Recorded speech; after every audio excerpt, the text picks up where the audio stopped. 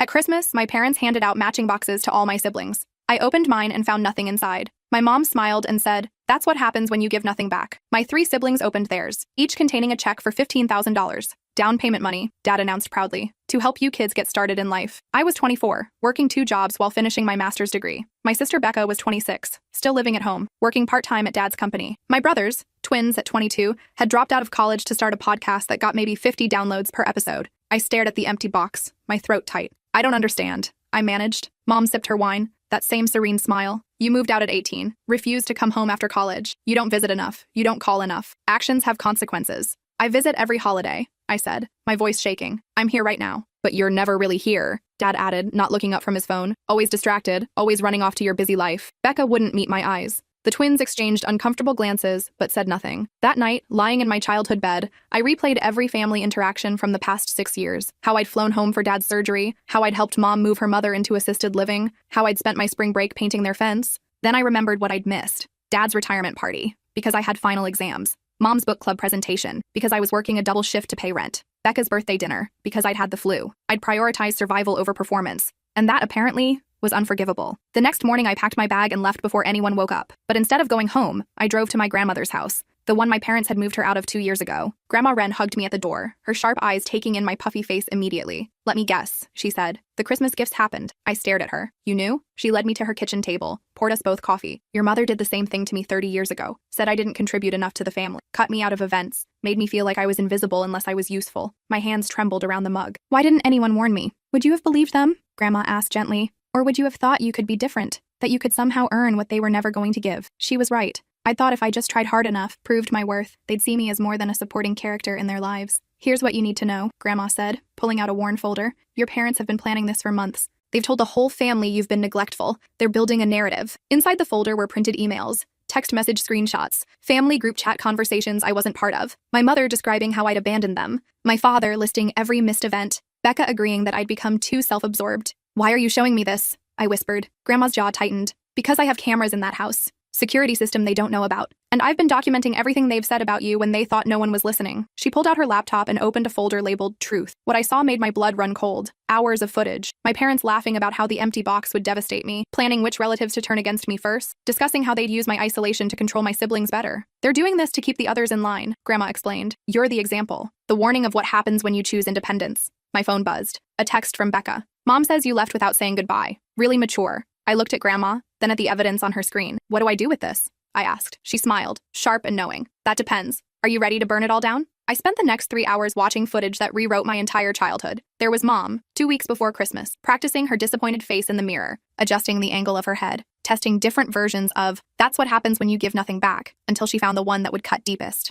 There was Dad, on a call with his accountant laughing about how the empty box cost him nothing but would pay dividends in family control for years. There was Becca asking if she really had to play along, and Mom's response, "If you want to keep getting your allowance, you'll do exactly as I say." But the worst was a conversation from 6 months ago. My parents sitting in their living room discussing me like I was a problem to be solved. "She thinks she's better than us," Mom said. "Getting that degree, working those important jobs. She needs to remember where she came from." "The empty box will fix that," Dad replied. "Nothing humbles someone faster than public humiliation in front of the people who matter. And if she complains, then we have the whole family primed to think she's ungrateful. Win-win." I watched myself being systematically erased from the family narrative. Every missed event weaponized. Every boundary I'd set twisted into abandonment. Every achievement I'd worked for reframed as arrogance. Grandma handed me tissues. I hadn't realized I was crying. "They did this to me too," she said quietly. Only I didn't have proof. Just a lifetime of wondering if I was crazy for feeling what I felt. "Why are you still in their lives?" I asked. She smiled sadly. "Because I thought I had to be. For you kids. I kept thinking maybe if I stayed close, I could protect you from them." "How did that work out?" "You're sitting in my kitchen, broken, on Christmas Day. You tell me." My phone kept buzzing. Messages flooding in from aunts, uncles, cousins.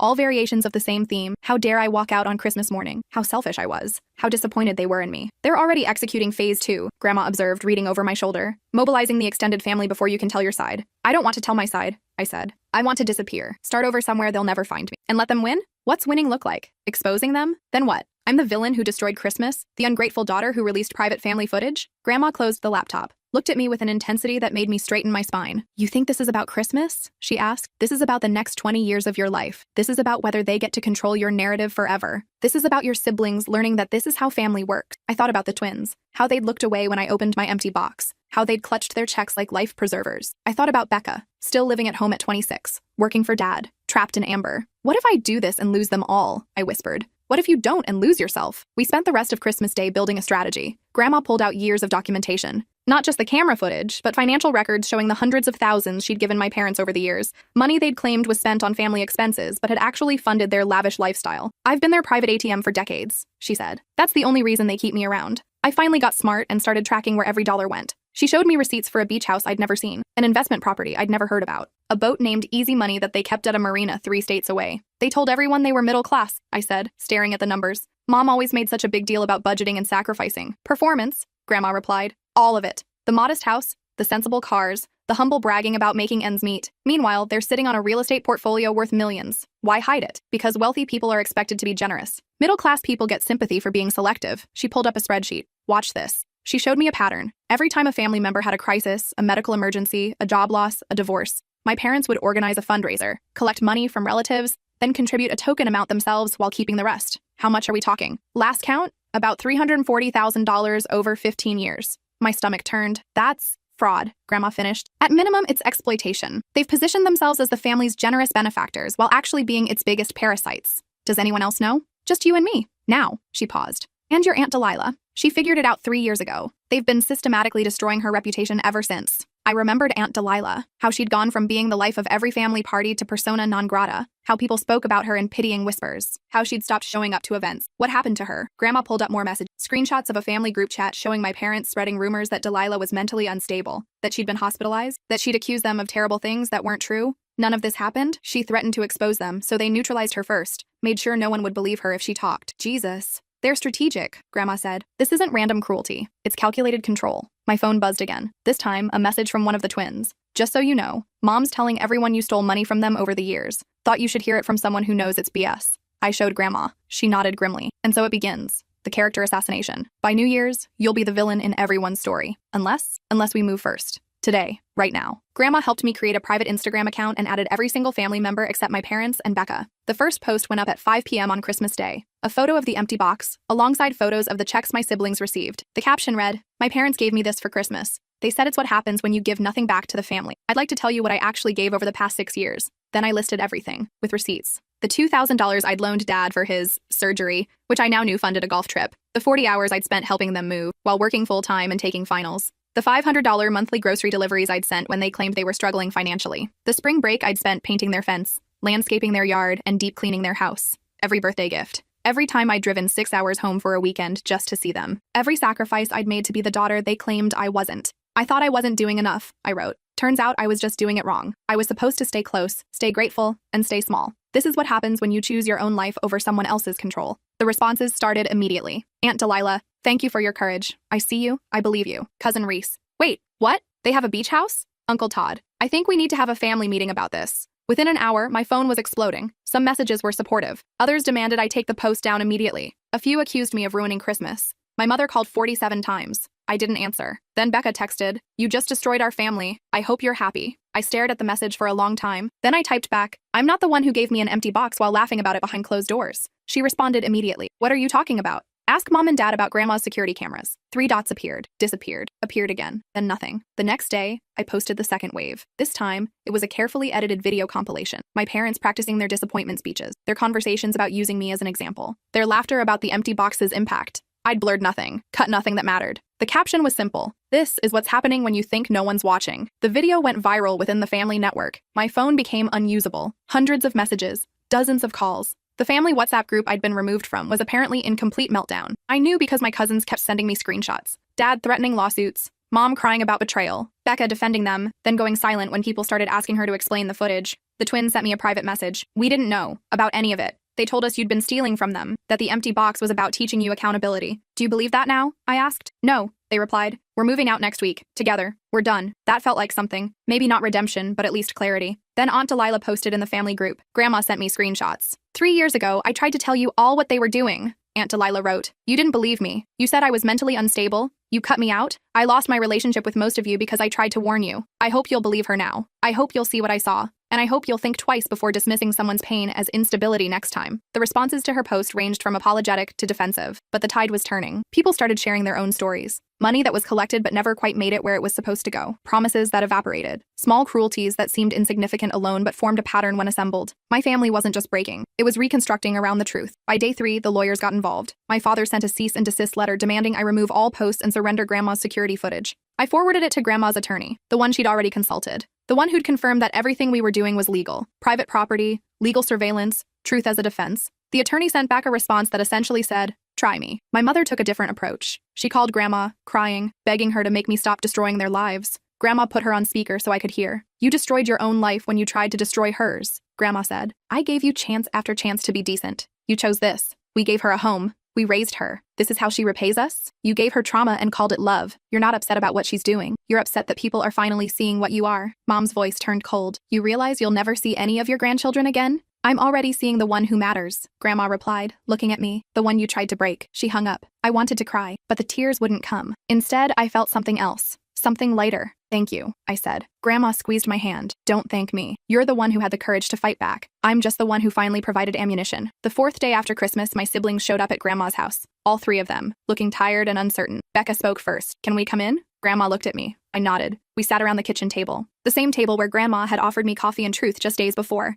"Mom says you're trying to destroy the family," Becca started. "Dad says you've always been difficult and manipulative. Is that what you believe?" I asked. She looked at her hands. "I watched the footage, all of it. Grandma sent it to me. And I feel like I'm waking up from a really long dream where I thought I understood my life." Her voice cracked. "They made me participate. They told me if I didn't play along with the empty box thing, I'd lose my job, my room, everything. You could have warned me," I said. "I know." Tears started falling. "I'm a coward. I've been a coward my whole life because it was easier than fighting them." One of the twins, Connor, cleared his throat. "They told us you'd been emotionally manipulating them for years, that you demanded money constantly, that you threatened them if they didn't comply. And you believed that?" "We wanted to," the other twin, Devin, admitted. "Because if we believed them, then everything made sense. The empty box was justice, not cruelty. We were the good kids, not the complicit ones. But then we saw the footage," Connor continued, "and we realized we've been living in a story they wrote, where they're the victims and everyone else is either with them or against them." Becca wiped her eyes. "I'm 26 years old, and I'm still living at home because every time I tried to move out, they'd create a crisis. Medical emergency, financial disaster, something that made me feel guilty for leaving. None of it was real.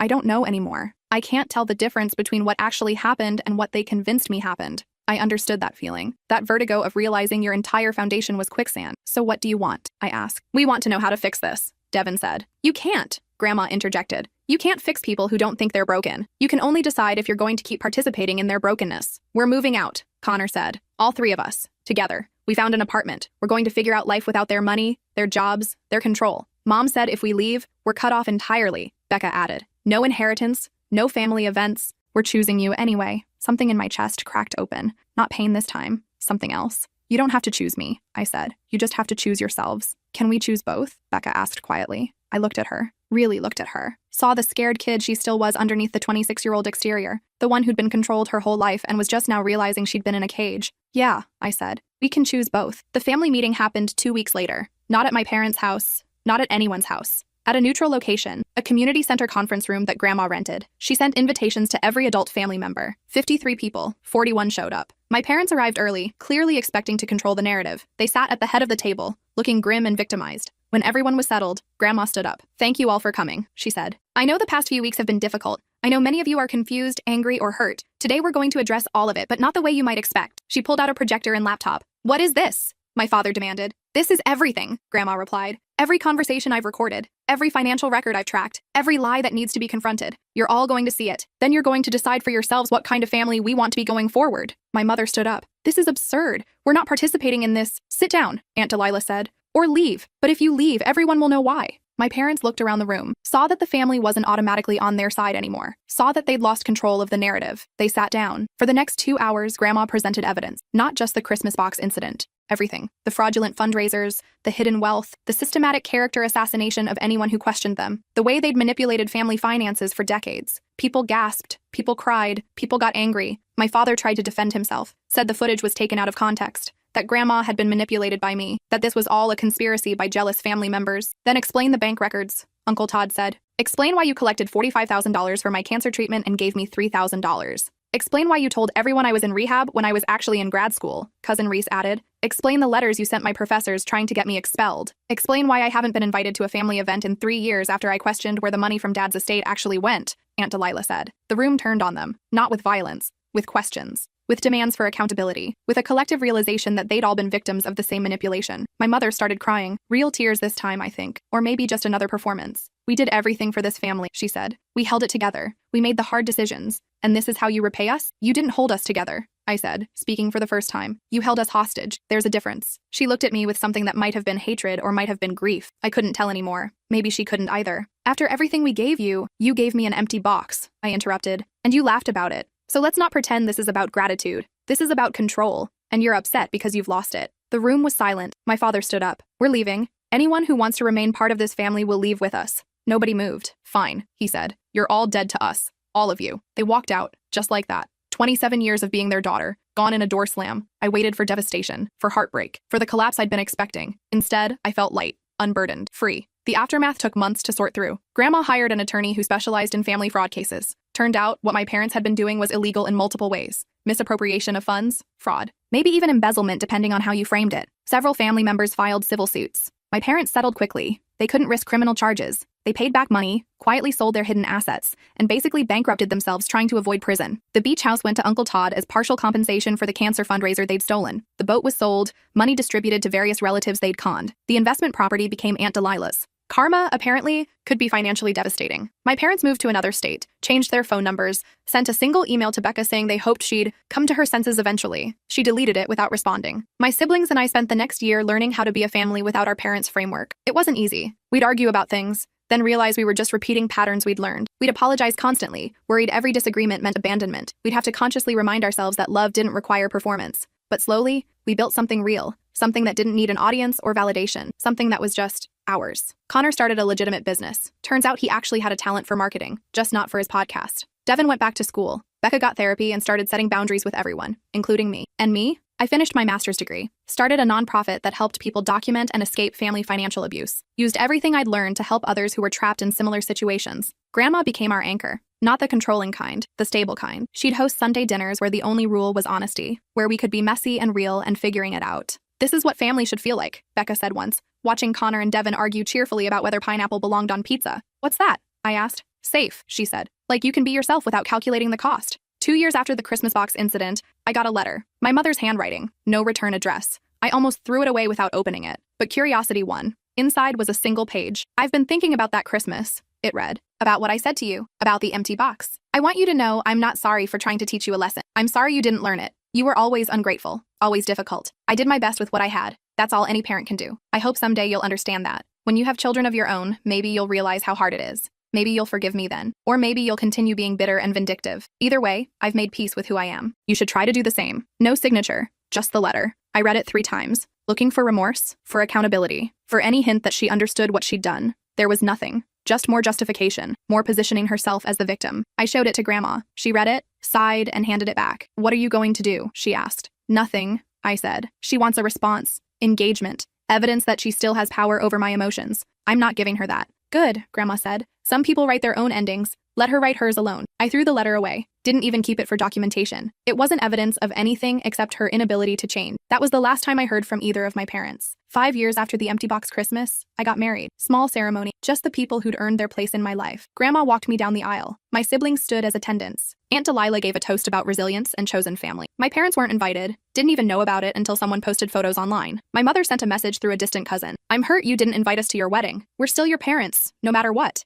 The cousin asked if she should respond on my behalf. Tell her, I said, that invitations are earned, not inherited. I don't know if the message was delivered. I don't particularly care. Sometimes people ask if I regret what I did, if I wish I'd handled the Christmas box incident differently. The answer is complicated. I regret that it had to happen at all. I regret that my parents were incapable of genuine love. I regret the years I spent thinking I was the problem. But I don't regret fighting back. I don't regret exposing the truth. I don't regret choosing myself and my siblings over the comfort of a beautiful lie. The empty box was supposed to break me. Instead, it freed me. My parents wanted to punish me for choosing independence over compliance. Instead, they taught me that I was right to choose it. They tried to use public humiliation as a weapon. Instead, they gave me the clarity to see them for what they were. And in the end, the empty box wasn't really empty at all. It was full of possibility, full of truth, full of the future I'd build without them. Last week, Grandma turned 85. We threw her a party. 50 people showed up, most of the family, united in a way we'd never been when my parents were pulling the strings. During the toasts, she pulled me aside. "I've been thinking about your Christmas," she said. "It's been 5 years, Grandma. I've moved on." "I know, but I want to tell you something." She took my hands. "When your mother gave you that empty box, I saw something in your eyes. Something that terrified me. You looked destroyed, hollow, like she'd finally succeeded in breaking." "She almost did," I admitted. "But then you showed up at my house, and I saw something else. Something stronger than destruction. You know what it was?" I shook my head. "Choice," she said. "You chose to fight. You chose to stand up. You chose yourself. And in that moment, you became someone your mother never could be. Someone who transforms pain into power. I couldn't have done it without you." "Yes, you could have," she said firmly. "Maybe not as quickly, maybe not as cleanly, but you would have found your way. I just gave you the tools you were already brave enough to use." I hugged her, held on longer than necessary. "Thank you," I whispered. "For what?" "For being the grandmother I needed. For seeing me when everyone else was looking away. For being brave enough to choose truth over comfort." She pulled back, eyes shining. "You know what the best part is?" "What?" "You're going to be a grandmother someday. And you'll be the kind who breaks cycles instead of repeating them. That's legacy. Real legacy. I'm 30 now. In a career I love. In a relationship built on honesty. In a family I chose and who chose me back. Sometimes I wonder what my parents tell themselves about what happened. What story they've constructed where they're still the heroes. What narrative helps them sleep at night. But mostly, I don't wonder about them at all. I'm too busy living a life they told me I didn't deserve. Too busy building connections they said I wasn't worthy of. Too busy being happy in a way that doesn't require anyone else's permission. The empty box sits on a shelf in my office now. A reminder, not of humiliation, but of liberation. Inside it, I've placed a note. Just one line. "This is what freedom looks like." Because that's what it was. That's what it remains. An empty box that made space for something real. A moment of cruelty that revealed a lifetime of manipulation. A gift that gave me nothing and everything. And if I'm being honest, it's the best thing they ever gave me. Not because of what it was, but because of what it forced me to become. Someone who knew her worth. Someone who refused to accept less than she deserved. Someone who understood that the most valuable gifts aren't wrapped in pretty paper. They're wrapped in truth, in courage, in the decision to stop participating in your own diminishment. My parents tried to teach me a lesson that Christmas. They succeeded, just not the one they intended. They taught me that I was strong enough to stand alone, that I deserved better than conditional love, that sometimes the best thing you can do for a toxic family is let it burn and build something new from the ashes. So when people ask about the worst Christmas gift I ever received, I tell them about the empty box, and then I tell them it saved my life.